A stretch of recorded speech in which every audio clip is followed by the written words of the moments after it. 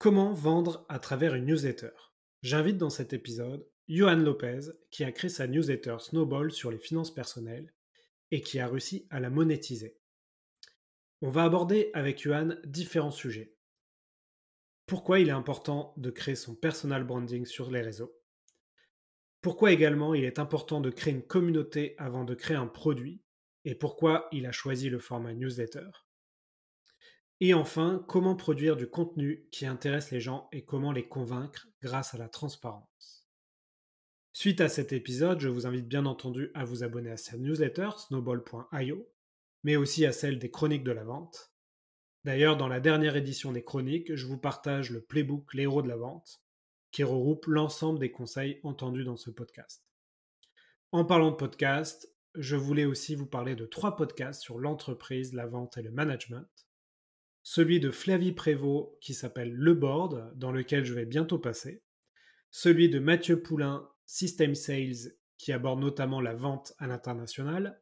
Et enfin, celui de mon ami Igor, le podcast Débuter dans la vente. Vous avez beaucoup de choses à écouter. Je vous souhaite donc une très bonne écoute.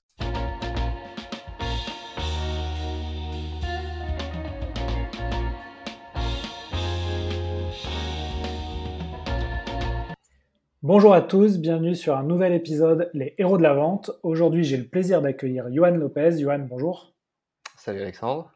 Alors Johan, peux-tu te présenter aux auditeurs qui ne te connaissent pas encore? Oui, alors du coup, moi, après 7 ans, voilà, j'ai passé 7 ans en start-up après la fac d'éco, où j'ai du coup commencé un peu à apprendre sur le tas chez WeThings, donc pendant 3 ans, start-up française, objet connecté pour ceux qui connaissent pas. Et ensuite, j'ai passé quasiment 4 ans chez Comet, donc la place de marché marketplace qui met en relation des freelance tech avec des grandes entreprises, où j'étais du coup directeur marketing. Et du coup, après ça, j'ai lancé, enfin pendant mon expérience chez Comet, j'ai donc lancé Snowball, donc une newsletter sur les finances perso. C'était en mars 2020. Et donc cette activité qui au début n'était qu'un un petit projet perso est devenue rapidement mon projet principal. Donc en août 2020, je suis donc parti de chez Comet pour me consacrer au développement de Snowball. Donc une newsletter aujourd'hui, mais on en parlera peut-être après, mais avec vocation de devenir plus gros que ça, quoi. Ouais, Voilà. alors effectivement, on va parler de Snowball, de ta newsletter. Euh, c'est vrai qu'aujourd'hui, on a l'impression que le salut passe par le contenu, c'est-à-dire il faut créer du contenu pour exister, pour vendre notamment. Ouais. Mais on a l'impression aussi que, en tout cas en France, beaucoup de gens créent du contenu, mais sans savoir le monétiser. Et toi, de la Ouais. particularité, et tu vas nous en parler, hein, c'est que tu as réussi à monétiser Snowball, donc ta newsletter, c'est bien ça?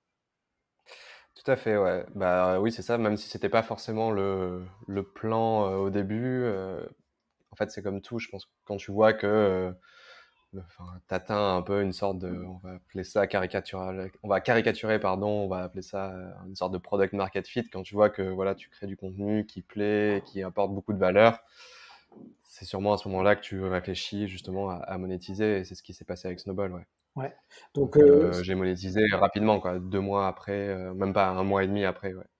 ouais, voilà, donc ça nous permet d'introduire le sujet du jour qui est donc de comment vendre à travers une newsletter, mais c'est aussi comment vendre une newsletter, hein, puisque tu proposes des abonnements pour avoir accès à une newsletter premium. Euh, Ouais. déjà, pourquoi, pourquoi ce sujet, pourquoi c'est intéressant pour toi de nous expliquer les étapes et comment tu as créé cette newsletter monétisée. Est-ce que tu peux nous expliquer un peu comment ça s'est passé, le cheminement que tu as eu là-dessus? Ouais, ouais, carrément, ouais. Bah, du coup, la première étape, en gros, moi, quand j'ai réfléchi aussi. Bon, déjà, le sujet des finances perso, investissement, etc., c'est toujours quelque chose qui m'a passionné. Donc, c'est pas, je suis pas allé chercher dans tous les contenus qui pourraient être intéressants donc dans une liste. C'était quelque chose, du coup, on va dire, naturel chez moi. Et du coup, en fait, j'ai repéré on va appeler ça un signal faible. Donc c'était en décembre 2019, enfin plutôt janvier 2020, je me suis amusé enfin, je m'amuse à partager un petit récap de toute mon année, un peu, voilà, un peu en mode combien j'ai fait de pas, combien j'ai bu de bière, combien, etc., etc. Et pour la première fois, j'ai partagé mes finances perso, donc j'ai expliqué dans quoi j'avais investi, tout ça. Donc ça, c'était un article de blog en gros. Donc encore, bon, on est encore sur du contenu. Et là, à partir de là, il y a pas mal de personnes qui m'ont posé des questions, donc des gens que à la fois je connaissais et d'autres que je connaissais pas du tout. Et donc à partir de là, je me suis dit ah tiens, s'il y a autant de personnes, alors autant, enfin, voilà, il faut pas croire qu'il y en avait des centaines, c'était une dizaine, donc c'est pour ça que j'appelle ça un signal faible. Euh, et du coup, je me suis dit ah bah tiens, ce serait marrant de plutôt que de faire un one shot une fois par an de parler de mes finances perso, pourquoi pas créer du contenu parce que je sais qu'il existe pas mal de contenu en anglais sur le sujet, mais en France, il n'y a pas grand-chose, ou alors c'est du contenu qui est un peu plus vieillissant ou avec un ton un peu différent. Et donc voilà, pendant 2 mois, je réfléchis et donc l'idée mûrit et c'était en mars 2020, ouais, c'est ça. Bah du coup, je me dis bah voilà, je vais lancer donc une newsletter sur Substack. Alors j'ai choisi Substack. Substack, c'est un outil donc qui permet de c'est assez génial parce que du coup, ça permet à la fois de faire de l'emailing gratuitement, parce qu'en gros, tant que tu monétises pas, c'est gratuit. Donc, tu peux avoir 1 million d'abonnés et tu paieras rien du tout, alors que on sait que ça peut être assez cher le mailing. Et ça mixe donc du mailing avec un blog, quoi. Donc, dès que tu envoies un mail, en fait, il se transforme automatiquement, on va dire, en article de blog. Et donc, pour moi, c'était le support idéal parce que je trouve que pour un contenu qui se voulait très pédagogique et un peu complexe, je voulais commencer par l'écrit parce que je pensais, alors c'est très personnel, tu vois, il y a des gens ils préfèrent l'audio, d'autres c'est la vidéo, mais pour moi en tout cas, j'arrivais plus facilement comment dire, à faire passer mes idées à l'écrit voilà que en vidéo. Donc c'était un peu ça la genèse. Et, euh, et voilà quoi. En gros, après, on va dire que les tout premiers abonnés sont arrivés de LinkedIn parce que voilà, je m'étais déjà fait un petit réseau, une petite communauté sur le réseau social et c'est comme ça que j'ai eu on va dire les 1000 premiers abonnés en gros. Donc c'est D'accord. ça un peu en résumé rapide le début quoi. Ouais, alors j'ai plusieurs questions pour toi. Donc, effectivement, tu as parlé de Substack. Donc, pour les auditeurs qui connaissent pas, c'est un outil qui te permet de faire trois choses. Tu l'as dit, hein, une newsletter envoyée par mail, un blog. Donc, avec ce que tu as écrit, ça va se transformer en blog. Et la troisième chose, c'est Ouais, si tu le souhaites, monétiser une partie de tes newsletters, tes écrits. ouais. Est-ce Et première... même une quatrième chose, Ouais, même une vas-y. quatrième chose, c'est vrai qu'il y a peu de gens qui le savent, mais tu peux aussi faire des podcasts Ah bon. directement avec Substack. Et non seulement faire des podcasts, mais tu sais, du coup, les mettre un peu derrière cet abonnement, en fait. Donc, réserver des podcasts payants à tes abonnés. Donc ça, c'est un peu caché et ils en parlent pas beaucoup, mais c'est là. Ouais, c'est vrai que j'avais vu l'option, parce que moi aussi, du coup, j'ai créé un Substack, les chroniques de Ouais. la vente, pour ceux qui veulent aller voir.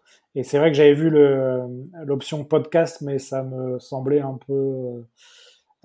Oui, c'est pas leur cœur de métier, donc c'est pas ouf comparé à d'autres outils, ouais. ouais, exactement.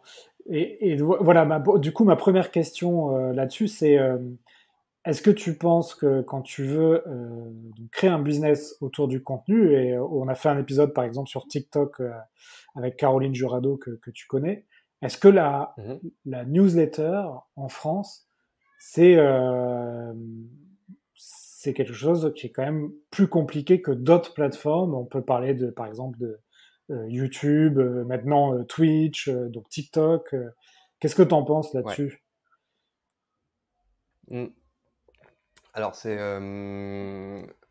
évidemment, c'est la puissance des réseaux alors un peu moins YouTube parce que ça reste compliqué de se créer une belle liste d'abonnés, mais tu vois, par exemple, des outils comme bah, TikTok, LinkedIn, etc., euh, permettent quand même, grâce à leurs algorithmes, d'être découverts facilement par de nouveaux utilisateurs, quoi, enfin ouais, c'est ça, de nouveaux utilisateurs. Et donc ça, c'est la puissance de TikTok pour moi et de LinkedIn. C'était le cas Instagram au début. C'est Instagram au tout début, il poussait ton contenu à des nouvelles personnes, donc tu pouvais très facilement faire de 0 à 10 000 abonnés très vite. C'est ce que tu peux faire aujourd'hui avec TikTok et même au-delà. Hein, voilà, aujourd'hui, Caro, elle doit avoir 50 000 abonnés en quelques mois. Euh, donc ça, pour moi, c'est l'avantage.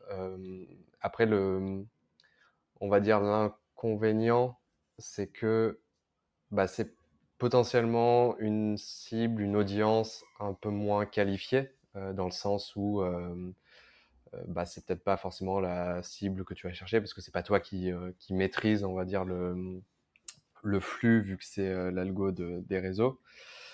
Et par contre, ouais, voilà, pour moi, l'email, donc c'est plus laborieux.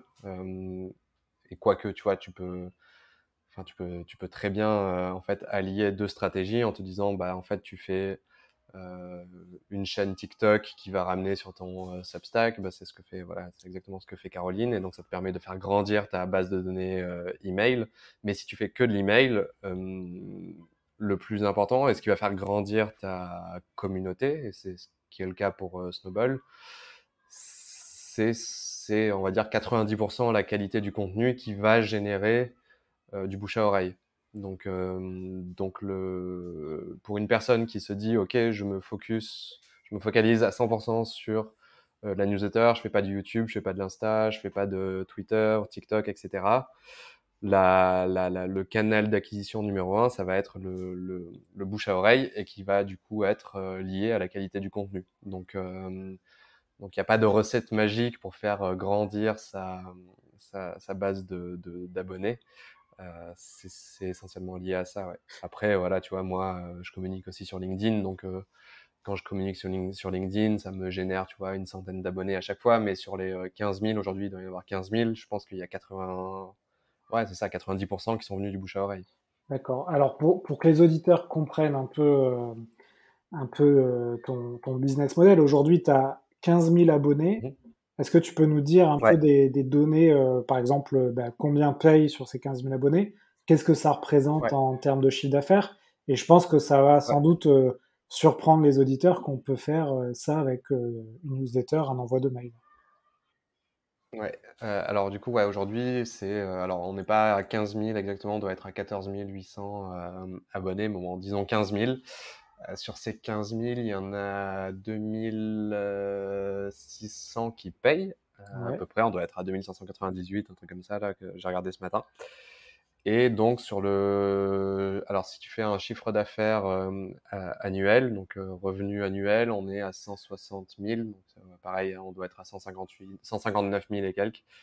Mais du coup, on est, ouais, sur du 160 000 euros. Et donc, si tu ramènes au mois, ça doit faire du 13 000 euros par mois à peu près. Et, Sur ces abonnés, ouais, et du coup, c'est 6 euros par mois ou 60 euros par an pour le prix, oui, c'est ce que ce j'allais qu'on te n'avait pas demander, précisé. 6 euros par Ouais. mois. Ouais. Et alors, une autre question, est-ce que tu penses que alors tu nous l'as dit, hein, ce qui fait que les gens s'abonnent, payent, c'est bien sûr la qualité du contenu. Est-ce que tu penses que le Ouais. sujet, donc qui est donc les finances personnelles et comment en gros mieux gérer ses finances, peut-être investir, euh, Mhm. le sujet permet de faire ce modèle économique. J'entends que tu peux peut-être mieux accepter de payer 6 euros par mois si tu sais que à l'arrivée, tu vas mieux gérer tes finances personnelles et donc économiser de l'argent ou mieux investir. Est-ce que tu crois que c'est lié et que ça t'a facilité ce modèle-là? Ouais, clairement, de toute façon, je pense que c'est comme tout produit quand tu vends un produit qui va, comment dire, soulager une forte douleur chez quelqu'un, tu vas avoir beaucoup plus de facilité À le faire à le payer. vendre, à le faire payer exactement. Et clairement, les finances perso, on sait que c'est pas quelque chose qui est très inné chez tout le monde et encore plus en France. culturellement. Enfin, il y a plein de raisons derrière tout ça, mais en tout cas, c'est pas quelque chose qui est très répandu. Et au niveau éducation financière, il y a beaucoup de choses à faire. Donc, clairement, je pense que ça répond à un besoin. En plus, on va dire que je suis arrivé au bon endroit, au bon moment. Euh, Mars 2020, au début du premier confinement. Ouais. Les gens se retrouvent au chômage partiel. Ils accumulent de l'argent parce que ils vont plus au resto, ils vont plus dans des bars. Bon, bref, ils commencent à s'intéresser de façon plus poussée à comment je vais investir. Donc, non seulement je réponds à un besoin qui a toujours existé et qui existera toujours, c'est comment faire fructifier son capital, bien gérer son budget, etc. Mais en plus de ça, je suis arrivé au bon moment parce que je suis arrivé à un moment où l'intérêt pour ce sujet a explosé. Ouais. Donc bon, j'ai pas fait exprès, mais c'est souvent le cas. De toute façon, quand tu lances quand tu lances une nouvelle aventure, t'as toujours un facteur chance et du coup là, je l'ai bien vu. Ouais, et puis dans ce podcast, on voit souvent que dans la vente, hein, le timing, c'est quand même une grosse part du succès. C'est lancer un produit Ouais, ou un service dans un timing idéal ou timing contraire, ça peut vraiment changer un business. ouais, clairement, ouais. Donc oui, pour répondre à ta question, je pense que pour répondre à ta question de façon plutôt ouais, concise, je pense que oui, il n'y a pas tous les sujets qui vont permettre une monétisation simple. Il y en a ouais, il y en a qui vont être plus simples que d'autres. Mais il y a quand même des exemples de newsletters, tu vois, aux États-Unis, tu as quand même pas mal de newsletters qui sont sur des sujets, tu vois, même de fiction, où tu as des écrivains qui vont partager des histoires courtes et les gens sont prêts à payer pour ça. En fait, Alors, ouais, c'était c'est- c'était un peu ma question suivante, c'est-à-dire que ouais, le fait de payer une souscription, une petite souscription mensuelle pour une newsletter, un podcast ou un webinar, dans la mhm, culture américaine, les gens, ils ont la culture du tip, ça se fait assez naturellement et tu as énormément de créateurs de contenu ouais, qui vivent par leur contenu. En mhm, France, j'ai l'impression que ça reste encore assez limité, notamment ça se fait dans le jeu vidéo, dans les streamers sur Twitch, ouais, ça se fait, mais mhm. est-ce que tu connais, toi, d'autres créateurs de contenu, par exemple sur Substack en français, qui arrivent à faire un chiffre d'affaires et tu nous as parlé de ton chiffre d'affaires qui pourrait faire rêver pas mal de créateurs de start-up qui n'arrivent pas à avoir ce chiffre d'affaires-là et ce MRR. Est-ce que toi, tu connais d'autres substackers français, d'autres créateurs de newsletters qui arrivent à monétiser comme ça? Alors, qui monétise directement via un abonnement, j'en ai pas en tête. Moi, moi, Là, moi t'es le seul que je connaisse hein, pour l'instant. ouais, après, ouais, après, il y a des grosses newsletters, hein, tu vois, TTSO, Petit Web, etc. Mais c'est plus du sponsoring. En fait, ils ont créé une grosse communauté. Alors, je sais plus combien ils ont d'abonnés, mais plusieurs dizaines de milliers. Et du coup, ils vendent du sponsoring, donc de la pub. Mais en abonnement direct, il y a, alors je sais pas, ils partagent pas vraiment leurs chiffres, mais il y a la newsletter 21 millions, donc une newsletter sur les crypto-monnaies de Grégory, mince Grégory, je ne sais plus exactement son nom de famille, mais bon Grégory, qui du coup est sous l'ombrelle de Capital, donc ça fait partie de Capital, le magazine. Et du coup, là, ils monétisent aussi, c'est 6,90 €. Mais bon, j'ai pas de chiffre exact de combien ça génère, donc je sais pas si c'est autant, plus, moins, j'ai aucune idée. Mais D'accord. c'est à peu près tout, ouais. C'est quand même assez intéressant. Ça veut dire que alors c'est pas toi qui as créé le modèle, hein, on a vu qu'aux États-Unis ça Non. se fait beaucoup. Mais par contre, tu es un des premiers en France à avoir su monétiser en direct une newsletter et du contenu. Ce qui est Ouais, bah, bizarrement, ouais.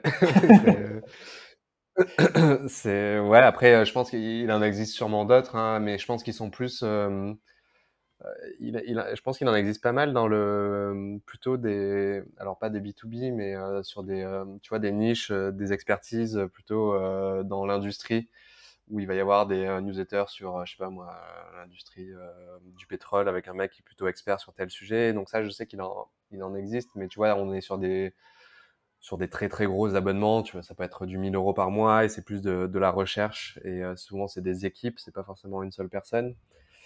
Mais c'est vrai que ouais, en créateur solo, étrangement, ouais, ça m'étonne aussi, mais Alors, peut-être que ça va changer, hein, ouais, peut-être que tu l'as pas forcément, comment dire, intellectualisé, mais est-ce que si demain tu as des créateurs de contenu qui te disent, bah, j'ai une audience, mais je sais pas comment la monétiser, est-ce que tu as Ouais. t'aurais des conseils ou des choses, des tips à leur donner pour monétiser, ou toi tu l'as fait finalement un peu en se disant on va tester, on va voir, et puis ça a marché, ou comment tu vois un peu la question de la monétisation? Par exemple, on peut parler de ce podcast-là. J'ai une Mhm. communauté, ça fait 2 ans que je l'ai, il y a pas mal de gens qui le suivent, on va dire un épisode, ça peut faire entre 2000 3000 écoutes. Pour autant, je Ouais. pense que demain, si je dis, bah maintenant, c'est 3 € par mois pour écouter Ouais. les épisodes, je suis pas sûr que les 3000 écoutes continuent à écouter donc ce podcast. Comment tu vois un peu le passage de ok, j'ai une audience, maintenant je veux la monétiser. Ouais, c'est une bonne question. Je pense que déjà la première étape, on va dire, bah, c'est un peu ce qui s'est passé avec Snowball. Tu vois, moi, ma première étape, c'était de me dire, ok, est-ce que le contenu que je crée apporte de la valeur ajoutée aux personnes qui me lisent, quoi. Ouais. Donc ça, c'était un peu la première étape. Et du coup, ça, je l'ai vérifié. C'était simple, hein, j'envoyais un mail et naturellement, à chaque fois, j'avais des dizaines de retours, alors que j'avais pas une énorme base, hein. Tu vois, au début, je devais avoir 1000, 2000 personnes, même pas, hein, moins au tout début. Et ça, c'était clairement un premier signe. Parce que là, du coup, les gens me disaient, ah ouais, c'est ouf ce contenu, j'en ai pas trouvé, j'ai compris ça, etc., etc. Donc ça, c'est la première chose. Donc c'est à partir de là que j'ai commencé à réfléchir à la monétisation. Et après, sur est-ce que tu peux monétiser ou pas. Après, la deuxième question à se poser, c'est le classique. Est-ce que tu fais du sponsoring ou est-ce que tu fais de l'abonnement, quoi. Donc, tu fais payer en direct. Moi, j'ai rapidement voulu aller vers l'abonnement parce que je voulais pas, bah justement, je voulais pas faire de la vente parce que du sponsoring, bah, c'est aller vendre ton audience à des entreprises, à des sponsors. Et c'est des revenus bah, moins récurrents ou alors ça prend quand même du temps, tu vois, à booker 2, 3, 4 sponsors pour l'année. Donc ça, c'est plus de travail, selon moi. Euh, Par contre, ça peut être intéressant dans le sens où, bah, tu vois, comme tu disais avec ton podcast, euh, parfois tu as du contenu pour lequel les gens vont pas forcément vouloir payer. Tu vois, ils adorent, mais ils sont pas prêts à payer pour X, Y raison. Ils adorent ça, mais ils veulent pas le payer, quoi. Euh, Dans ce cas-là, tu vois, le sponsoring, naturellement, c'est la bonne solution. Et c'est souvent le cas avec les podcasts. Tu vois, il y a très très peu de podcasts qui génèrent des revenus un peu en mode comme ça, abonnement direct. Alors il y a Spotify qui on dirait qu'ils vont tenter d'aller vers ce modèle-là pour tester. Mais c'est pour ça que ça reste le roi de la monétisation dans le podcast, c'est le sponsoring. Ouais, ou Donc alors ça, un modèle à la Twitch, hein, où les gens typent en direct ouais, le ouais, mais comme créateur tu de dis, c'est contenu, très quoi. américain. Ouais. Ouais, comme tu dis, je trouve que c'est très américain et les gens ont très peu l'habitude de donner des tips. Enfin, t'as les Patreon, etc. aux US et ça marche super bien. Ou même en Asie encore plus, c'est incroyable. Mais en France, c'est pas évident, quoi. Euh, donc, ouais, ça, c'est les deux premiers trucs. Donc, est-ce que bah, le contenu apporte une vraie valeur ajoutée? Le deuxième, c'est si oui, est-ce que je sponsorise, est-ce que je monétise?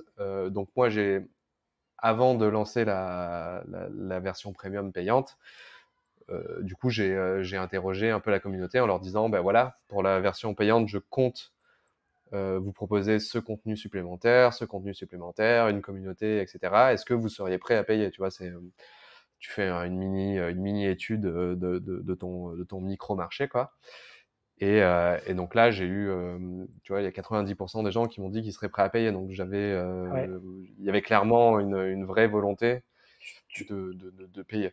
Concrètement, donc tu avais, déjà créé un peu une première communauté. Donc je sais pas, tu avais peut-être 500 000 abonnés à ta newsletter, c'est ça? Ouais, là, au tout début, c'était, ouais, j'en avais un peu plus de 1000, je sais plus exactement, mais ouais, un peu plus de OK. 1000. Et donc, tu leur envoyais un mail en disant, «Voici je sais pas, un Google Form par exemple, pour répondre Ouais, c'était un à Typeform, un ouais. Typeform», voilà. Et en gros, dans le Typeform, c'était, «Seriez-vous prêt à payer pour un contenu, plus, à travers cette newsletter», Ouais, c'est ça? en gros, ouais, concrètement, ce que j'ai fait, c'est j'ai envoyé dans le Typeform, c'était du coup, au début, j'expliquais, voilà, ce Typeform, c'est pour voir si vous seriez prêt à payer pour du contenu premium. Et du coup, les premières questions, c'était voilà, je compte faire une édition supplémentaire sur l'actualité économique financière. De 0 à 10, est-ce que c'est un sujet, enfin, un contenu qui peut t'intéresser? Ensuite, je compte lancer une communauté. De 0 à 10, est-ce que ça t'intéresse? Donc ça m'a permis de valider un peu on va dire les fonctionnalités supplémentaires ou le contenu supplémentaire de la version premium. Ouais, Et à la fin une fois que j'avais listé tous les trucs que je voulais rajouter à la version premium, du coup, je dis par rapport à tout ce que je viens de vous dire, est-ce que vous seriez prêt à payer pour ce contenu supplémentaire? Sans demander le prix, tu vois. Encore ouais, là, je demandais pas vraiment le prix. Et donc là, les personnes répondaient oui ou non. Et si elles répondaient oui, du coup, c'est là où je rentrais dans la partie pricing. Et donc là, j'ai utilisé deux modèles différents. Le premier, c'est le grand classique. Est-ce que tu serais prêt à payer 2 euros par mois? Oui, non. Si la personne répond oui, bah du coup, est-ce que tu serais prêt à payer 3 euros? Et ainsi de suite. Tu montes jusqu'à ce que la personne s'arrête. Et la deuxième méthode, c'était aussi un grand classique du pricing. C'est à partir de quel prix tu trouverais ça tellement cher qu'en fait tu réfléchis même pas, tu l'achètes pas. À partir de quel prix tu trouves ça tellement pas cher que tu doutes de la qualité, du coup tu n'achètes même pas. À partir de quel prix tu trouves ça un peu cher, du coup tu vas réfléchir, tu vas pas acheter direct, mais tu vas potentiellement réfléchir. Et la quatrième question, c'est à quel prix tu te poses même pas la question et tu payes direct, quoi. Et donc là, j'ai mixé un peu tout ça et ça m'a donné un prix global. Alors moi, j'étais parti par principe, je voulais que ce soit moins de 10 euros parce que je voulais que ce soit accessible ouais. au plus grand nombre. Je voulais pas quelque chose d'élitiste. C'est pour ça que dans mon formulaire, j'ai un peu orienté les gens, tu vois, sur ce prix en dessous de 10 euros. Et du coup, la réponse finale, c'était, je sais plus, mais quand je mixais tout, ça faisait 5 euros et quelques, quoi. Donc, c'est pour ça que j'ai choisi 6 euros et 60 euros par an, quoi. Donc, en gros, ça a été ça ma méthode de pricing et de savoir si les gens seraient prêts à payer pour ce contenu-là, ouais. OK, très intéressant. Très intéressant. Et juste pour info, est-ce que tu as un peu en tête, tu l'envoies à plus de 1000 personnes, ces questionnaires, en pourcentage, Non, en fait, non, lui, je l'ai même pas envoyé à plus de 1000 personnes. Alors lui, c'est encore plus, plus light? encore plus marrant. Non, ouais, ouais, c'est ça. En fait, j'avais fait un post sur LinkedIn en faisant un petit teasing de Ah la oui, version payante de Snowball. ouais, Et du coup, en fait, j'avais dit aux gens, voilà, si une version payante vous intéresse, laissez un commentaire, tu vois, enfin, un truc dans le genre. Et du coup, en fait, j'avais contacté seulement ces personnes-là. Et il y en avait une centaine, enfin non, en gros, il y en avait 300 qui avaient commenté, je crois, ou ah, c'est pas un mal. truc comme ça. Ouais, et sur ces personnes-là, bon, ça déjà, tu vois, c'est une première validation, donc ça, c'était un premier truc. Et ensuite, du coup, j'ai envoyé je sais plus, mais peut-être à 200 ou 300 personnes, et il y en a 100 et quelques qui ont répondu au questionnaire. Donc j'ai eu un peu plus de 100 réponses, quoi. Tu as Pas énorme. quand même fait deux choses finalement qui sont, à mon avis, source de succès pour beaucoup notamment on a parlé des startups, hein, mais beaucoup de startups, c'est, la première chose, c'est, bah, de demander du feedback. Ouais, Et la deuxième chose, c'est créer peut-être ta communauté avant de créer un produit. ouais, ouais, c'est ça, ouais. Exactement, ouais. Du coup, moi, c'était une sorte de communauté étendue sur LinkedIn, on va dire. Ouais, Et, Et là, du coup, je suis en train de ça va être un peu la même chose, tu vois, là, parce que là, euh, je sais pas si on en reparle, si tu voudras qu'on en reparle après, mais l'étape 2 de Snowball, c'est du coup, plus de construire un produit, enfin, du coup, un, un produit dans le sens, on va dire, start-up du terme, pas juste du contenu, un produit, enfin, voilà, tech, quoi. Ouais. Et du coup, ces premiers abonnés Snowball, les gens qui payent, etc. Ben, pareil, tu vois, ça va être une façon de récupérer du feedback, de valider des hypothèses et ainsi de suite. Donc, en effet, Ça, cet me- aspect communauté est précieux, ouais. Ça me fait penser à une boîte qui a fait ça, qui a créé d'abord une newsletter, et c'est devenu une boîte avec différents services. C'est My Little Paris Ouais, exactement. qui Ouais. a fait ça. C'est un super exemple, ouais. Ouais. J'avais complètement oublié cet exemple-là. Avant Substack, ils avaient créé effectivement leur newsletter qui est devenue finalement une société à part entière. Ouais. Bah, pareil, Product Hunt, Ouais, au tout début, c'était juste, Ryan là qui envoyait un email avec des produits cool à une petite communauté et finalement il a vu que que ça prenait quoi et que ça grandissait et c'est devenu un produit que quasiment tout le monde connaît maintenant aujourd'hui quoi. ouais. Et donc toi, effectivement, ton ambition, c'est ok, tu as réussi à créer une communauté, à créer un premier produit qui est en fait une newsletter avec du contenu à valeur ajoutée. Et là, ton Ouais. ambition, c'est demain de créer un outil pour aider ta communauté. Ouais, c'est ça, ouais, exactement. C'est du coup ça va rester évidemment dans l'univers finance donc ce sera plus on va dire qu'on sera sur le territoire fintech Ouais. donc outils financiers quoi. Donc ce sera un Et logiciel, j'imagine. ouais, alors une app, une web app, une app mobile, D'accord. enfin voilà, ça peut être plusieurs choses. Je sais pas exactement le premier angle, tu vois, si c'est que du mobile ou que du web. Bon bref, c'est des questions auxquelles j'ai pas encore répondu, mais voilà, l'idée c'est moi je trouve que la partie éducation dans l'univers des finances, il est primordial parce que si tu comprends pas quelque chose, tu vas pas aller forcément du coup utiliser cette chose. Dans ce cas-là, ça va être investir, donc tu vas pas aller investir ton argent si enfin voilà, si les gens comprennent pas comment ça marche, tu peux pas le faire. Et la deuxième étape, c'est du coup de soit tu proposes au travers de ton contenu des outils d'autres entreprises, c'est un peu ce que je fais aujourd'hui, tu vois, je parle de Revolut, je parle de Yomoney, une assurance vie, bon bref, je parle de plein de boîtes pour investir, mais idéalement, moi je me dis je rêverais de pouvoir créer ce hub des finances perso, du coup, autour de cette communauté dans un premier temps et de faire grandir ensuite la communauté grâce cette nouvelle application, on va appeler ça comme ça, Ouais. et aller encore plus loin, quoi.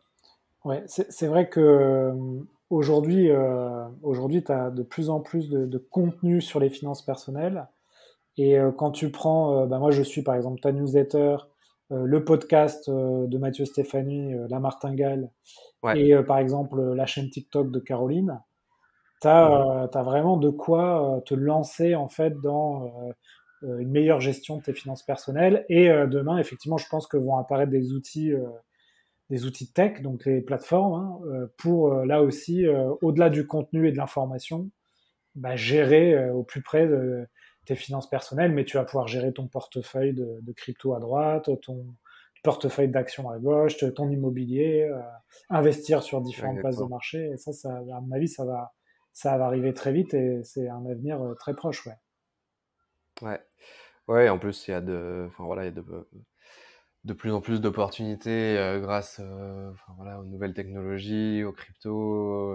Enfin, il y a plein de choses qui font que quand l'univers de la finance et de la tech se rencontrent, ça crée de nouveaux cas d'usage, de nouvelles possibilités, et donc du coup de nouveaux services, de nouveaux produits.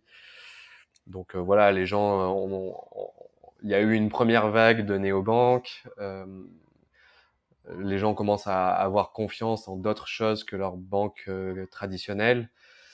Et donc ça aussi, ça va faciliter justement l'adoption de nouveaux outils autres que des banques. Et bien sûr, ça va aider pas mal d'entrepreneurs à se lancer. Ouais. Ouais, exactement. Si on revient à ta newsletter, donc Snowball, tu m'as dit en off qu'il y avait plusieurs, comment dire? Manières de créer un contenu qui intéresse les gens et tu m'as parlé notamment de la transparence. Est-ce que tu peux nous expliquer un peu, ce que tu entends par là? Ouais. Bah, ouais, déjà, ça c'était parti d'un. Enfin, si on prend un peu avant ça, je pense que le secret de la réussite de tout contenu, et même de tout produit, de toute marque, etc., c'est d'arriver à se démarquer des autres, parce que du coup, si Ouais, tu arrives à te démarquer, tu arrives comment dire, à prendre une place dans le cerveau des gens. Alors, sans parler de manipulation, de lavage de cerveau, etc., c'est naturel. Et donc pour moi, quand j'ai commencé Snowball, alors au début, c'était pas forcément. Je pense que c'est mon côté marketeur qui a parlé, et fan de branding, etc. Mais c'était pas quelque chose de hyper conscient. Mais du coup, dès le début, je me suis dit, j'ai envie quand même de différencier cette newsletter, même de newsletter aux États-Unis ou autre. Et c'est pour ça que, tu vois, c'est pour ça que j'ai fait des petites illustrations à la main dès le début. C'est pour ça que j'ai choisi la couleur rose, alors que dans l'univers de la finance, on sait que c'est bleu, vert ou violet. C'est pour ça que j'ai aussi décidé, du coup, d'être hyper transparent, parce que je trouvais que ce qui fait peur aux gens dans l'univers de la finance, en général, c'est cette opacité, tu vois. C'est je ouais, comprends pas, c'est du jargon, c'est je comprends rien à ce qu'il me dit, il y a des acronymes dans tous les sens, etc. Et du coup, moi étant déjà chez Comet, tu vois, c'est quelque chose que j'avais essayé d'apporter, ce côté transparence, parce que je trouve qu'un business qui est transparent, il va apporter une touche supplémentaire de confiance. Et qui dit confiance, dit facilité à vendre. Forcément, si quelqu'un a confiance en toi, il va plus facilement acheter un produit que tu lui vends. Ça, c'est logique. c'est vrai que Ouais, toi, dans ta newsletter, tu ouvres entre guillemets ton portefeuille, quoi. Enfin, tu expliques ouais, quels sont tes investissements, qu'est-ce que tu fais pour gagner X euros. Donc ouais, ça exactement. fait partie un peu de ce que tu faisais sans doute avec Comet, c'est que tu ouvres les coulisses, quoi. Ouais, exactement. Ouais, c'est ça. Non seulement je pense qu'il y a un intérêt à ouvrir les coulisses, dans le sens où c'est cool, parce que du coup tu peux inspirer les gens, tu peux pousser d'autres à se lancer, expliquer comment ça marche, leur éviter de faire des erreurs, etc. Donc tu as ce côté voilà, inspirant pour aider les autres, mais tu as aussi ce côté pour tes lecteurs, pour tes utilisateurs, etc. Ils comprennent comment fonctionne ton business, ils comprennent comment ça marche, ils comprennent qu'est-ce qui se cache derrière, où va l'argent, tout ça, tout ça. Et du coup, ça crée, je pense que ça crée un lien plus fort, parce que du coup, il y a plus de confiance. Et en plus de ça, quand tu rentres dans les coulisses de quelqu'un, tu vois, c'est pas rentrer dans son intimité, mais tu vois, enfin voilà, t'as un lien émotionnel un peu plus fort, je pense. Ouais, Et il y a pas mal enfin, il y a de plus en plus de boîtes qui arrivent à comprendre ça. Et tu vois, par exemple, Alan, c'est un bon exemple, hein. Ils ont été dans la transparence dès le début. Ils partageaient leur méthode de travail, ils partageaient leur grille de salaire, enfin tout ça. Et je pense que ça les a aidés pour recruter des nouveaux employés, mais je pense que ça a beaucoup aidé aussi dans ce côté notoriété. Ça fait parler d'eux, et en plus de ça, ça génère de nouveaux clients, parce que du coup, telle personne, elle entend parler de Alan, qui est cette boîte super bienveillante, etc. Ok, potentiellement ça vaut le coup d'utiliser leur mutuelle dans ma boîte, quoi, tu vois. ouais, Donc c'est un peu ce cercle vertueux qui fonctionne bien, ouais. ouais. Donc tu nous as donné vraiment beaucoup de tips que je peux essayer récapituler, mais effectivement, donc la différenciation un peu du ton, du Ouais, design, c'est vrai que la newsletter, elle est très ludique, très joyeuse, et ça prend un contre-pied de la finance traditionnelle. Euh, Tu as bien réfléchi à quelle valeur ajoutée tu apportes, quel modèle économique. Donc là, tu nous as Mmh. donné un peu on va dire les piliers de ce qui fait que Snowball marche. Est-ce que tu as vu aussi parfois du contenu finalement qui n'intéressait pas les gens et où à un moment donné tu t'es dit zut, je perds des abonnés parce que là je me suis un peu planté. Est-ce que tu as vu ça ou pas encore? Ou pour l'instant tu es plus sur une trend où finalement tu gagnes à chaque nouvelle newsletter, tu gagnes de nouveaux abonnés? Bah, alors, il faut savoir qu'il y a pas mal de gens ils sont un peu déprimés quand ils envoient une newsletter et qu'ils voient des gens se désabonner, mais c'est C'est naturel. normal, ouais. Ouais, à chaque fois que enfin, moi, tu vois, à chaque fois que j'envoie une newsletter à tous les abonnés, donc les 15 000, il y en a toujours, je sais pas moi, une vingtaine qui va se désabonner parce que le sujet ne les intéresse pas, ou alors ils se rendent compte qu'en fait ils n'ont pas le temps de le lire, ou tout ça. Mais par contre, à chaque fois que j'envoie une newsletter, ça crée aussi bah, du coup ce bouche à oreille. Et du coup, en fait, sur la valeur absolue, je suis toujours en positif. Ouais, Et du coup, c'est surtout ça qu'il faut regarder. Il faut aussi regarder pourquoi les gens se désabonnent de ton. Alors moi de la newsletter, je le suis surtout sur la newsletter payante. Tu vois pourquoi les gens se ouais, désabonnent, quelle est la raison. Et oui, il y en a toujours qui se désabonnent parce que soit le sujet est trop technique pour eux, soit c'est pas assez orienté, je sais pas, je dis n'importe quoi, mais crypto, ou alors ils ont pas du tout le temps de lire parce que c'est trop long. est-ce que quand, Donc ça, est-ce que dans cette stack, quand tu te désabonnes à la newsletter payante, toi, tu as la possibilité ouais. de leur demander pourquoi ils se désabonnent ou c'est pas une option qu'ils ont mis? Oui, oui, il y a à chaque fois, ils posent la question pourquoi vous vous désabonnez. Alors des fois, les gens ils ne disent pas, mais il y en a un sur cinq qui va dire pourquoi. Ouais, Et donc ça, c'est des trucs que tu récupères, c'est vachement précieux. Et, et oui, moi, enfin, c'est intéressant parce que le, on va dire la raison numéro une, c'est le manque de temps, ou tu vois, la personne n'a plus vraiment d'intérêt pour le sujet. Et donc ça, c'est quelque chose que tu prends en compte. Et du coup, par exemple, tu vois, j'ai fait évoluer le format euh, pour prendre en compte justement les gens qui n'avaient pas forcément le temps de tout lire. Parce que bon, une newsletter de Snowball, si tu veux lire tout de A à Z, ouais, c'est dense, t'en as ouais. bien pour, ouais, t'en as bien pour 20 minutes, quoi, Ouais. si tu veux lire en détail. Donc tu vois, bah, j'ai rajouté des résumés sur chaque section, donc la personne n'a plus forcément besoin de tout lire, elle peut lire les points principaux. Si elle veut creuser, bah, elle peut lire le truc en entier. Donc j'ai fait évoluer le format par rapport au retour. Donc voilà, mais tout ça pour dire que oui, il y a forcément des gens qui vont se désabonner parce que le sujet va pas les intéresser. Par contre, il faut pas, sauf si à chaque fois il y a 200 désabonnés, il n'y a pas de nouveaux abonnés, là il faut se poser des questions, tu vois, se dire ok, c'est peut-être pas le bon type de contenu. Ouais. Par contre, si en valeur absolue ça continue de croître, et tu vois qu'il y a un bouche à oreille, je pense voilà, il faut garder le cap. Euh, et, euh, et voilà quoi, tout Et, simplement. et juste pour bien comprendre aussi ton contexte, t'es à temps plein maintenant sur Snowball. Mhm. C'est Ouais, quoi c'est ça. c'est quoi ton rythme de travail, ton rythme de publication? C'est-à-dire, tu t'en publies une par mois, tu travailles dessus pendant un mois, comment ça se passe? Justement, les coulisses de la création. Ouais. Bah du coup il y a plusieurs, ouais, alors il y a plusieurs formats, enfin il y a ouais, plusieurs formats, on va appeler ça comme ça. Euh, on va partir du coup pour les abonnés gratuits. Donc là c'est deux longues éditions par mois. Donc là c'est du contenu plutôt en marketing qu'on appelle plutôt evergreen, tu vois, c'est du contenu, le contenu evergreen, c'est un contenu qui est vrai aujourd'hui, qui sera vrai dans 2 ans, dans Ah oui, 5 ans, dans 10 ans.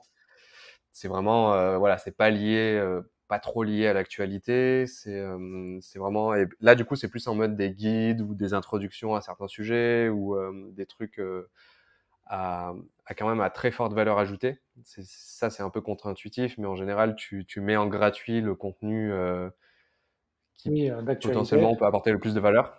Ah ok, d'accord. Et ouais, c'est ça, ouais. Et qui apporte le plus de valeur, parce que du coup, c'est ce contenu gratuit qui va te permettre d'attirer des nouveaux abonnés.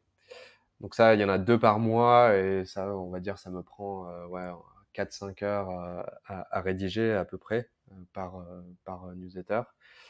Ensuite, pour les abonnés premium, du coup, il y a tous les jours, il y a une édition sur WhatsApp où là, du coup, je partage vraiment plus l'actualité. Et donc là, tu vois, j'ai diversifié aussi le support. Alors, je fais une sorte de newsletter sur WhatsApp. En gros, les gens reçoivent directement sur leur compte WhatsApp. Là, c'est l'équivalent de, si on doit prendre un truc de référence, ça fait l'équivalent d'une feuille A4 sur un Google Doc, quoi, en 11. Donc ça, tous les matins, ça me prend à la rédaction, ça doit me prendre 1 heure à peu près, un peu moins, enfin, voilà, une demi-heure, 3/4 d'heure. Le plus long, c'est la veille, en fait. Là, du coup, c'est alors j'ai appris à scanner les emails, toutes les newsletters auxquelles je suis abonné pour pas tout lire, mais ça, on va dire que c'est à peu près 2 heures par jour, hein, je pense, largement. Donc Ensuite, pour les... tu, Ouais, tu, tu, dis-moi. tu fais cette veille donc sur la finance de 2 heures par jour pour préparer Ouais. ce WhatsApp le matin. Et le Ouais, matin, tu bah, l'envoies. la veille, c'est pour tout, hein. C'est que, Ouais, à la fois pour le WhatsApp, enfin voilà, pour tout le sujet global, mais en effet, ça sert beaucoup à la news sur WhatsApp. Ouais. d'accord. Et la news sur WhatsApp, c'est 7 jours sur 7? Non, c'est du lundi au vendredi, donc 5 jours. Je le fais pas le week-end D'accord. parce qu'il y a moins de news. Il y a quand même, il y a un peu moins de news le week-end, mais voilà quoi. Donc ça, c'est 5 jours sur 7. Et après, toujours pour les abonnés premium, il y a pareil une longue édition le dimanche soir que j'envoie le dimanche soir. Et là, du coup, bah, c'est pareil, c'est dur à dire, ça dépend des éditions, mais on va dire c'est 5-6 heures de Ah oui. travail pour la rédaction à peu près. Ouais. Ouais, donc tu es Tu vraiment comptes la devenu, relecture, tout ça. t'es vraiment devenu un journaliste ou comme on dit, un infopreneur. Ouais, Et tu es ouais, vraiment en rédaction, en analyse tous les jours et en création de contenu finalement quasiment tous les ouais, jours, c'est quoi. ça. Ouais, ouais, du coup, ça, C'est bien. c'est la majeure partie du temps, ouais. Et après, il y a tout le reste, tu vois. Il y a quand même beaucoup d'interactions avec les abonnés, donc je réponds à tous les emails, je réponds aux gens sur les différents réseaux, tu vois, sur WhatsApp, ils peuvent répondre aussi, donc je réponds aussi aux interactions sur ça, et donc ça aussi, ça prend quand même pas mal de temps. Et voilà, après, il y a tout l'admin et tout, bon, ça, je vais pas le détailler, mais voilà, en gros, la routine, c'est ça. D'accord. Et donc tu nous avais dit que tu as à peu près ouais, 2600 abonnés payants Ouais, et c'est ceux-là ça. peuvent te solliciter et te poser des questions. T'es pas sursollicité encore? Bah, ces gens-là, ils me posent des questions en général en réponse à du contenu que j'envoie. D'accord. Donc, tu vois, à chaque fois que j'envoie un email, bah, j'ai toujours quelques gens qui répondent. Alors, des fois, c'est juste pour dire c'est cool, etc. Mais des fois, c'est pour demander un peu des précisions ou poser des questions sur d'autres sujets. Ouais. Pareil, sur WhatsApp, c'est pareil. Mais après, non, aujourd'hui, c'est pas sursollicité. On va dire, voilà, ça reste gérable et au contraire, c'est cool de recevoir c'est cool de recevoir des retours. Mais Donc ça va. Pour l'instant, ça va. Mais écoute, très intéressant. C'est vrai qu'aujourd'hui, tu as, de plus en plus de gens qui créent du contenu sans être payés pour, hein, les podcasteurs, Ouais, effectivement, les mecs qui font des vidéos sur YouTube. Et c'est vrai que le modèle économique est pas toujours évident et ça en fait ouais, abandonner plus d'un. Donc toi, tu as la chance peut-être par ton passé de directeur marketing, d'avoir su marketer ton contenu. Et je pense ouais. que les tips que tu nous as donnés là ça fait déjà 3/4 d'heure là qu'on est en interview, ça va en aider plus d'un. Euh, Johan, avant de passer aux Bah, questions de j'espère. la fin, est-ce que tu as d'autres choses à ajouter pour conclure le sujet vente avec une newsletter, vendre avec une newsletter? Est-ce qu'il y a autre chose que tu souhaitais ajouter ou on a fait le tour et on passe aux questions de la fin? Non, je pense on a quand même abordé pas mal de sujets, mais en tout cas, voilà, je pense que peu importe, tu vois, que ce soit enfin, voilà, pour les gens qui nous écoutent, peu importe si c'est un créateur solo ou une personne dans une entreprise qui veut du coup créer du contenu pour justement soit pour vendre un produit ou pour augmenter la notoriété de son entreprise. Euh, voilà, je pense que comment dire, le secret numéro un, enfin pas le secret, mais le truc à savoir numéro un, c'est vraiment la différenciation. Et pour moi, c'est vraiment la base et c'est sur ça qu'il faut faire des efforts, que ce soit à la fois sur le type de contenu que la personne va partager ou l'entreprise, mais aussi sur la façon dont il va être partagé, tu vois, le ton, etc. Donc voilà, pour moi, pour ceux qui nous écoutent, c'est voilà, faites des efforts sur la partie différenciation, branding. C'est souvent ça qui fait la différence entre une newsletter qui a du très bon contenu, mais qui n'a pas réussi à se différencier, et une autre qui peut potentiellement avoir du contenu aussi bon ou parfois même moins bon, mais qui a réussi à se différencier. Donc voilà, pour moi, ça, c'est un point à appuyer particulièrement. Ouais, donc plusieurs piliers, effectivement, contenu à forte valeur, différenciation, Ouais, modèle économique, et finalement, toi, ouais, ton principal canal d'acquisition, c'est le bouche à oreille. Donc, effectivement, c'est important, comme tu l'as dit, de se différencier, d'avoir de la valeur ajoutée. Et si on peut en rajouter un autre, mais ça, c'est corrélaire à toutes les entreprises, hein, c'est de savoir trouver sa niche et savoir trouver son audience. Et donc, toi, ta niche, c'est la gestion des finances personnelles.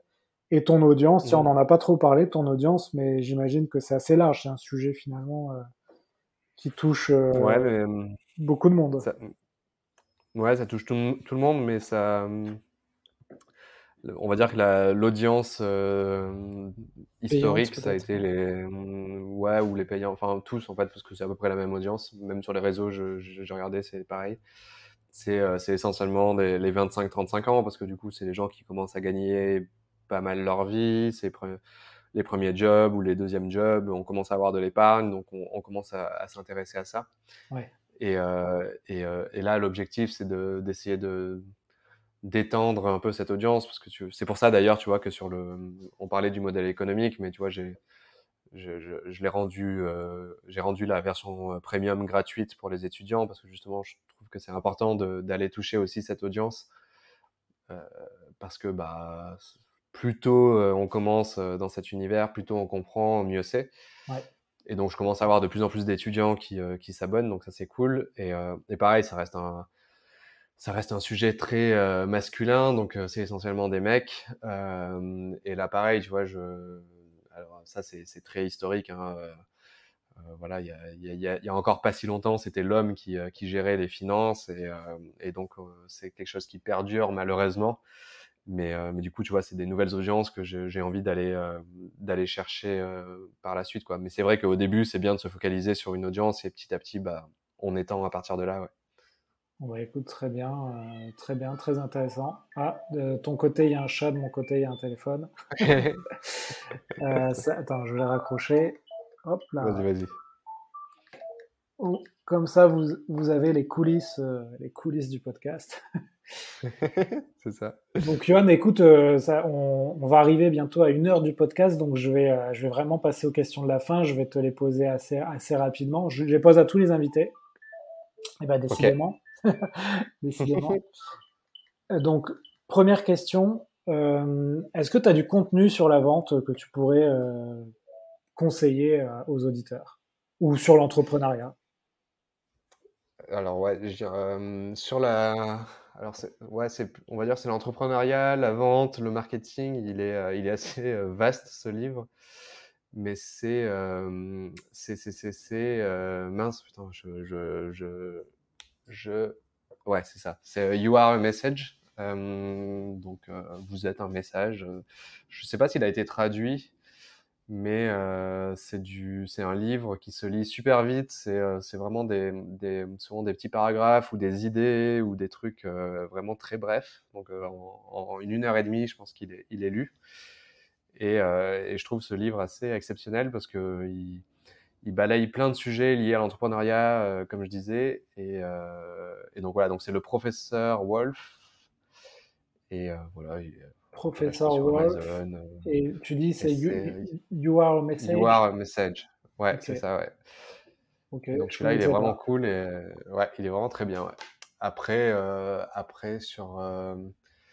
il y en a un qui est vachement intéressant. Pareil, je pense que ça peut aider à la fois les commerciaux, les entrepreneurs, les marketeurs. C'est donc le livre qui s'appelle Storytelling non, c'est Design et Storytelling, pardon, de Helen Lupton. Et celui-là, donc du coup, c'est un peu comment raconter une histoire, comment tu utilises les méthodes des scénaristes pour vendre un produit, pour créer un narratif autour de ça.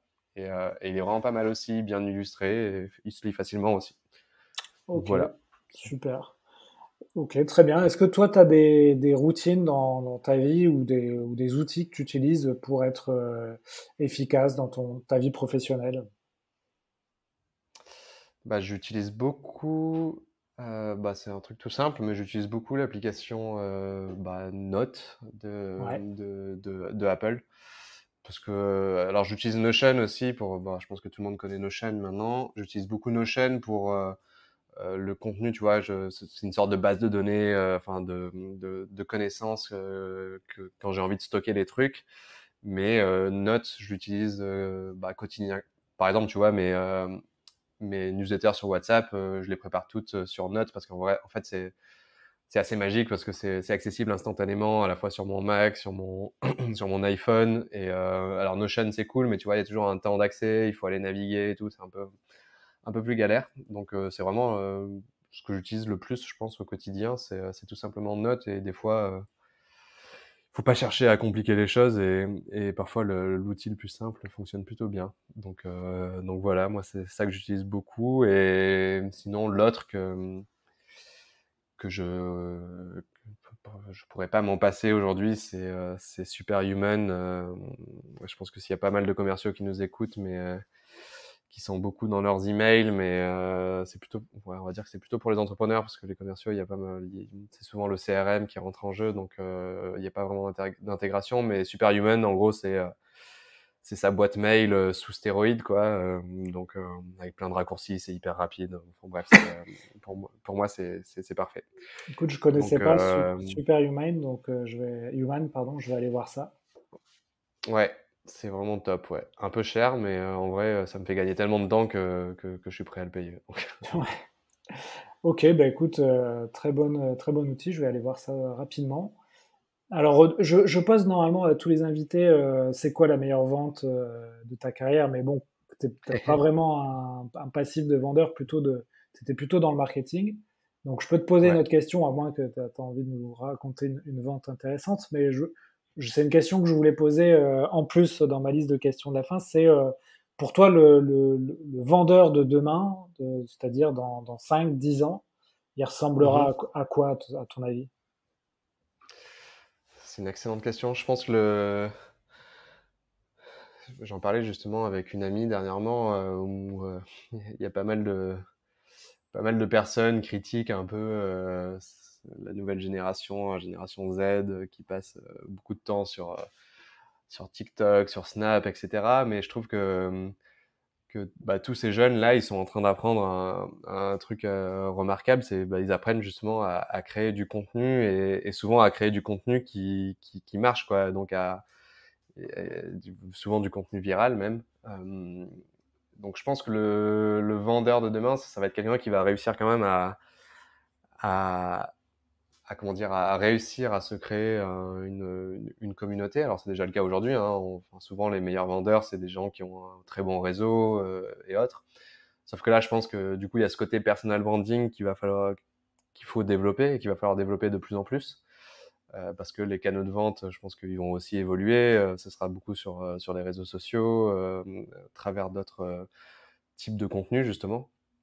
Donc voilà, moi je vois plus un futur des commerciaux qui tend de plus en plus vers un focus autour du personal branding, de se créer une communauté, de créer du contenu pour cette communauté, du contenu à valeur ajoutée, plus qu'aujourd'hui. Donc voilà, c'est à peu près ça. Et sinon pour la vente, je pense que en fait, le jour où j'ai lancé Snowball, parce qu'il y a eu un avant-après monétisation, et du coup j'avais annoncé ça, et je m'en souviens bien parce que du coup j'avais fait un email du coup pour une sorte, c'était un email de vente, hein, en vrai. Je présentais le produit, je présentais les avantages, etc.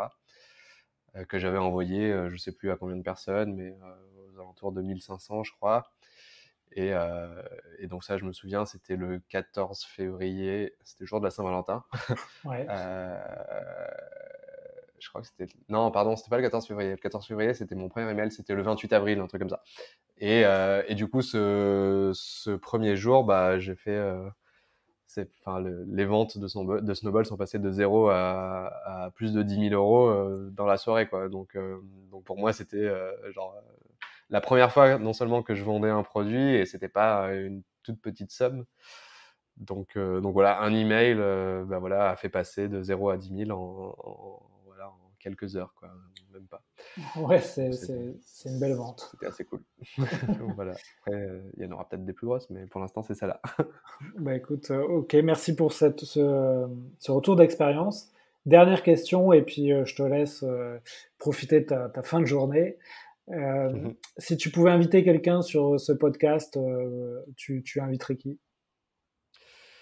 Voilà, c'est une bonne question. Alors, je sais pas si tu les as déjà invités, mais moi j'aime bien beaucoup Guillaume de l'Emlist. Enfin, c'est un pote aussi. Je sais qu'il est très bon. Il est très bon en vente en plus, et son produit se vend très bien. Se vend très bien. Ouais, alors je l'ai pas Mais ouais, invité. C'est vrai que je l'ai pas invité parce qu'on le voyait un peu partout dernièrement, donc je me suis dit bon, ouais, il a pas besoin on va laisser reposer. on va laisser ça se reposer. Mais c'est vrai que c'est intéressant ce qui se passe aujourd'hui sur ces outils de mailing, de prospection. Ouais, Il y a plein de choses qui se passent. C'est vrai que ce serait intéressant de l'inviter. Ouais. ouais. Donc je dirais Guillaume, c'est celui qui m'est venu le premier en tête. Ok, bah écoute, Guillaume, si tu écoutes ce podcast et que tu souhaites passer, tu es le bienvenu. Merci beaucoup, Johan. On a fait 1 heure d'épisode. Là, ça fait 1 heure qu'on enregistre. Donc, c'est un bel épisode. Je te souhaite de très bonnes choses avec Snowball. J'espère que ça va évoluer dans ton sens. Et on attend donc le produit que tu as dans les cartons. Merci, ouais, j'ai hâte de dévoiler tout ça, et surtout merci pour l'invitation, et puis j'espère que ouais, ça a été utile pour les gens qui nous écoutent, mais voilà, c'est un grand plaisir de discuter de tout ça avec toi. Ouais, si on veut s'abonner à Snowball, donc on tape Snowball sur Google, j'imagine. Je pense que ouais, peut-être pas Snowball parce que c'est quand même Ouais. un mot assez générique. Je pense que si on met Snowball Newsletter, là, c'est sûr on tombe dessus, mais sinon c'est facile, c'est snowball.xyz l'adresse. Ah oui, ça c'est une question mais plus pratique. Donc on arrive sur un site qui est pas Substack ou c'est une page qui est gérée par Substack. Non, non, c'est Substack, mais c'est juste que Ah, tu tu peux peux créer associer un. un nom Ok, de domaine. Ouais, ouais, très intéressant. Ok, bon bah écoute, ça c'est plus pour moi. voilà. Ça marche, Johan. Bah écoute, passe une bonne fin de journée et puis à très bientôt. Et si vous avez aimé cet épisode, les auditeurs, vous pouvez mettre 5 étoiles sur 5. Allez vous abonner à la newsletter de Johan, donc Snowball, et ma newsletter, pourquoi pas, les chroniques de la vente. À bientôt, Johan. À bientôt, salut. Salut. Voilà, j'espère que l'épisode vous a plu. Quelques infos avant de vous laisser. Donc, nous avons créé, en plus de la newsletter et du podcast, un TikTok sur la vente. Donc, vous tapez les héros de la vente sur TikTok, vous allez tomber dessus. J'espère que ça vous plaira. Nous avons aussi travaillé pendant 6 mois pour sortir un playbook de vente. Je vous en ai parlé un peu en intro. Donc, c'est un guide de 50 pages qui répertorie tous les conseils que j'ai eus dans ce podcast pendant 2 ans. Donc il y a un gros travail qui est fait là-dessus. On le vend 49 € sur notre site internet vive.fr, vyfe.fr. Vous pouvez le télécharger, l'avoir en PDF, en Word, en Google Doc, etc. Et surtout, je vous conseille de le mettre à votre sauce, c'est-à-dire que vous allez pouvoir mettre vos propres informations dans ce playbook et vous allez pouvoir le passer à vos collègues. Et ça va vous aider à faire des rendez-vous, à prospecter, à closer, à négocier. Donc voilà, j'espère que ça vous plaira. Pour ceux qui ont écouté le podcast jusqu'ici, il y a un code promo, c'est VYF20, donc V majuscule YFE 20, et vous pourrez avoir un code promo, une remise de 20% sur le playbook. Voilà, c'est pour vous remercier d'avoir écouté jusqu'à la fin ce podcast. À bientôt tout le monde!